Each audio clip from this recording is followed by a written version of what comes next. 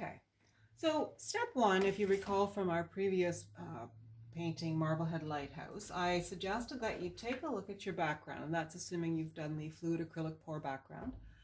Look at it from all sides and just decide which one makes sense to you for the background of your painting. So I have got quite a bit of white in the corners of mine, and so I think I'm going to take advantage of that. Like this could look like water crashing against something, and this could look a bit like clouds. So this is how I'm going to do mine.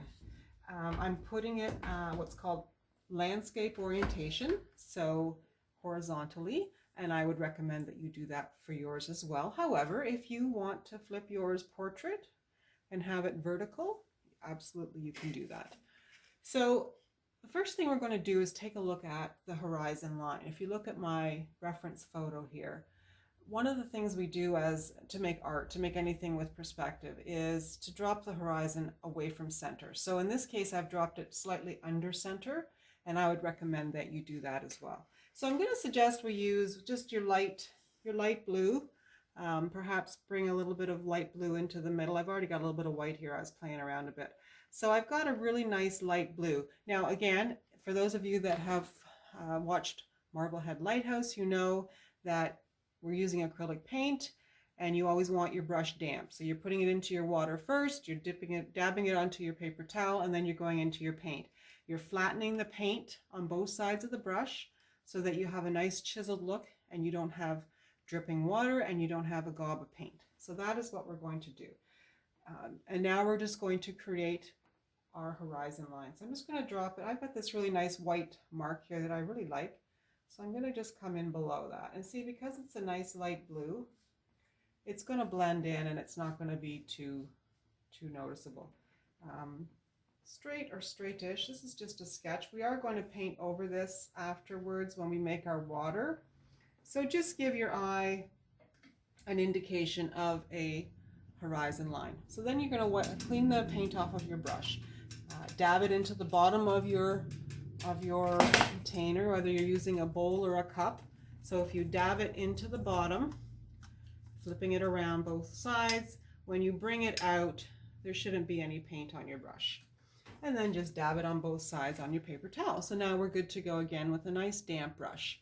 So the second thing, I guess, after the horizon line, when we're doing a painting, we always work from the back and move forward. So whenever you have something in behind, that's where you start. So this particular painting has the clouds. So we're going to paint the clouds first. Now, if you have a purple, then you can use your purple that you have out of your tube. But if you notice, there's several different tones of purple. As we come closer to the horizon line, the purple is a little bit darker. As we go up the cloud mass, it becomes a little bit lighter. So I'm going to suggest that we start with just white. And this is fun. This helps you to loosen up a bit and not be too worried about what the clouds look like. So make sure you have a nice damp brush. Go into your white, flatten it on both sides, and then simply place, I have my large flat black brush. I'm going to start at the horizon line and just make circles. And this is very what I call loosey-goosey. Try and stay somewhat, on your horizon line. Don't go into the water if you can avoid it. I mean, we're going to paint over that area anyway after, but just try and stay on your line. I've already gone in for more paint, so I dipped my brush in my water first, and then I'm going to make more circles. You can go in both directions. And obviously what we're trying to go for here is not a uniform shape. We want to have a variety of shapes within our clouds. Some will be lower down, some will reach up higher. I have to go and dip into my water again. I haven't had to clean my brush because I'm still using white. So we're going to just keep moving along our horizon line. And all we're doing is making circles. I can go back into my pile of white because it's still got quite a bit of water in it. And you're just working our way at it till you get to the point where you like what you see.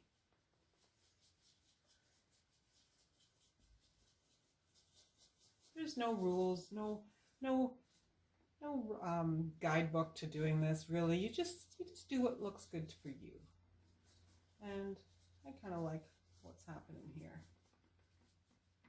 Now you can go around the edge of your painting as well. In this case, I'm going to do that. I'm just going to run my clouds right around the edge. If you have an image that does go from one side to the other, it's kind of neat to go around the edge.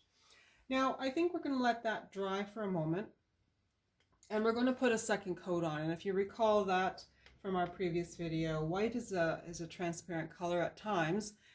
When you've just got it on its own, especially. This is a titanium white, so I can see some of my background coming through.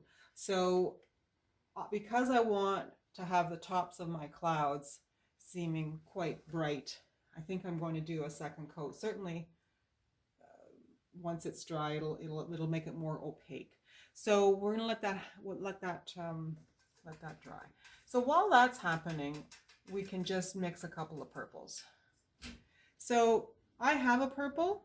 Now I've got my previous blue from when I did my horizon line. I can just go right onto that pile because purple has blue in it. So see how it hasn't made any difference to my color. So that's a darker purple, which I like. I'm going to add a little bit of my dark blue into there to make it an even darker purple. I really like that. Then I'm going to go back into my pile of purple, and I want a lighter purple. Just grab some white, and there's my lighter purple. So I've got some really nice color here. I'm going to scrape this on the edge because I don't want to waste this. There's a lot of paint in my brush. I can come back and use that in a minute. So I've got a couple of nice shades of purple here. So I'm going to clean my brush, and we'll continue on with this painting once the first coat of white is dry.